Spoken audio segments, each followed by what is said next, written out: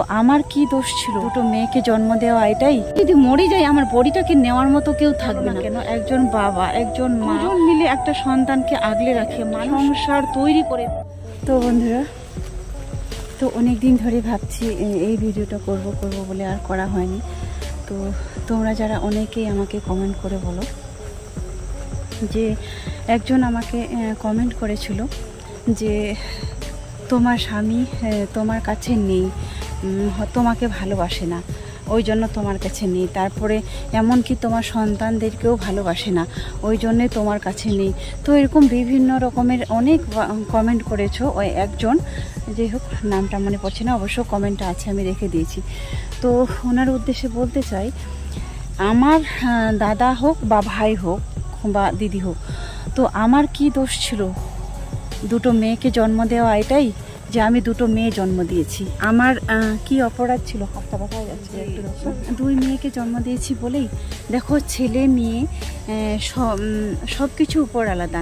আমরা কেউ নিজে ছেলে তৈরি করতে পারবো না, একটা মেয়ে কখনো আমরা নিজে তৈরি করতে পারবো না, সবই উপর আলাদা দেওয়া।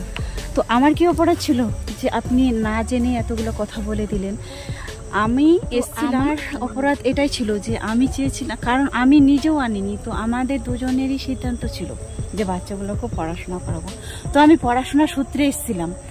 তো একটা মা কখনো চায় না আমি একা থাকবো, একা রাখবো বাচ্চাগুলোকে। পৃথিবীর প্রত্যেকটা মেয়ে, প্রত্যেকটা মা চায় স্বামী সন্তান নিয়ে সুখে সংসার করতে। কোনো মা আছে যে বলতে পারবে আমি সংসারে সুখী হতে চাই না, কিন্তু আমার হাজব্যান্ডকে নিয়ে আমি সংসার করতে চাই না? এমন কোনো মা কি আদৌ আছে? আমার মনে হয় নেই। কিন্তু তারপরেও যারা জেনে এই কমেন্টগুলো করো, তো তাদের উদ্দেশ্যে বলছি, যদি কারো ব্যাপারে যদি না জানেন, তাহলে আমার মনে হয় বলাটা ঠিক হয় না।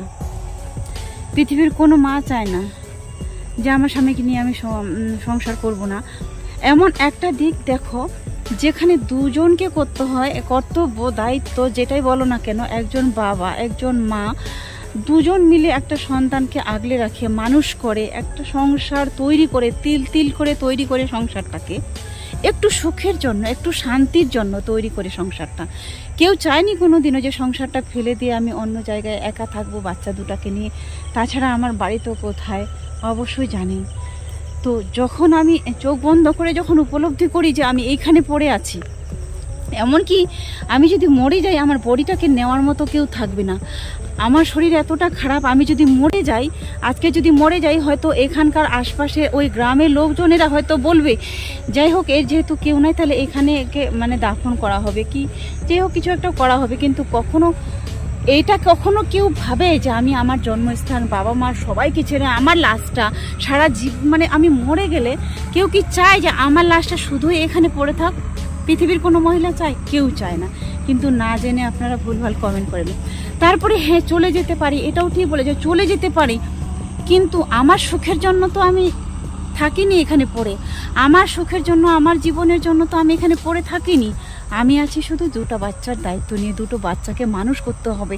হ্যাঁ আমি চাই ওদের দুটো জীবন শুধু সুন্দরভাবে ভবিষ্যতে তৈরি হয়ে যাক, তখন হয়তো আমি আমার ঠিক বাড়িতে ফিরে যাব, নয়তো এখানে তো থাকবো না, তাই না?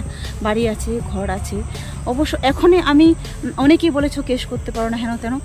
দেখো না বুঝে আমি এত কিছু বলতে চাই না, তবে আমার বাড়ি আছে, ঘর আছে, সব কিছু আছে। একদিন আমি ঠিক ফিরে যাব। শুধু বাচ্চাদের পড়াশোনার ভবিষ্যতের কথা ভেবে আমি এখানে আছি, এছাড়া আদার্স আর কিছুই না। ওরা ঠিক ওদের ম্যানেজ হয়ে যাক, পড়াশোনা সব কিছু কমপ্লিট হয়ে যাক, আমি ঠিক আমার বাড়িতে চলে যাব। এমন না যে আমার বাড়ি নেই, ঘর নাই, কেউ নাই। অনেকেই বলো যে তোমার বাবার বাড়িতে তো অবস্থা ভালোই, সেখানে তো খারাপ না। হ্যাঁ, তো আমি সেখানেও তো থাকতে পারি, তাহলে কেন থাকিনি? দুটো বাচ্চার কথা ভেবে থাকিনি। কারণ আমার বড় মেয়েটা এখনও মাধ্যমিক দেওয়াই হলো না, ওটা ছোটোটা নিয়ে এসেছি, ওর মাধ্যমিকও হলো না, উচ্চ মাধ্যমিক হলো না, এখানকার সেশনটা কমপ্লিট হলোই না। তাতে তো আমি কোথায় চলে যাব? কেন চলে যাব? তাছাড়া পড়াশোনার জন্য শুধু মেদিনীপুর না, আরও অনেক দূরে মানুষ থাকে। শুধু মেদিনীপুর পড়াশোনার ক্ষেত্রে যদি আমি মনে করি, মেদিনীপুর শুধু না, এমনকি পুনাতে, মহারাষ্ট্রে, আমেরিকা, লন্ডন, এখন আজকে আজকে আমাদের আজকের ভারতবাসীরা খুবই উন্নত, খুব ব্রিলিয়ান। তারা পড়াশোনা করার জন্য যে কোনো দেশে ছুটে যায়। আমি তো শুধু সামান্য মেদিনীপুরে আছি, তাই না? তারপরে একটা দিদি বলেছিলে কমেন্ট করে যে দেখো ঘর শহর দুটো ছাড়ার আগে 10 বার ভাববে যে মেদিনীপুর পড়াশোনার জন্য কিন্তু খুব ভালো একটা জায়গা, উন্নত একটা জায়গা। ভুল করে কোনোদিনও ওই শহরটাকে ছেড়ো না। আর প্রয়োজনে বাড়ি চেঞ্জ করো, তো ঘর চেঞ্জ করো না। থ্যাংক ইউ দিদি আমার মনের কথাটা বলে দেওয়ার জন্য। একদম আমার মনের কথাটা, আমার মনের ভাষাটা বলে দিয়েছো, তোমার জন্য অনেক অনেক থ্যাংক ইউ। সত্যি আমি এই জন্যই আছি। আমি জানি যে এখানকার পড়াশোনা ভালো, উন্নত। এটা ভেবে আমরা এসেছিলাম, আমরা দুজনেই এনেছিলাম বাচ্চাগুলোকে, দুজনেই ডিসিশন নিয়েছিলাম। এমনকি না আমি একা না, তাছাড়া আমি এতটা মানে এক্সপার্ট না যে আমি জানবো কোথায় পড়াশোনার জন্য ভালো, কোথায় কি, এটা আমার কোনো কিছুই জানা ছিল না। তো যাই হোক, এই কথাগুলো তোমাদের বলার প্রয়োজন ছিল, তো সেটাই বললাম। তো চলো বন্ধুরা, আজকের মতো এখান থেকে শেষ করি। অবশ্যই যে কমেন্টটা করেছে ওই ভিডিওটা দেখো প্লিজ, রিকোয়েস্ট থাকলো।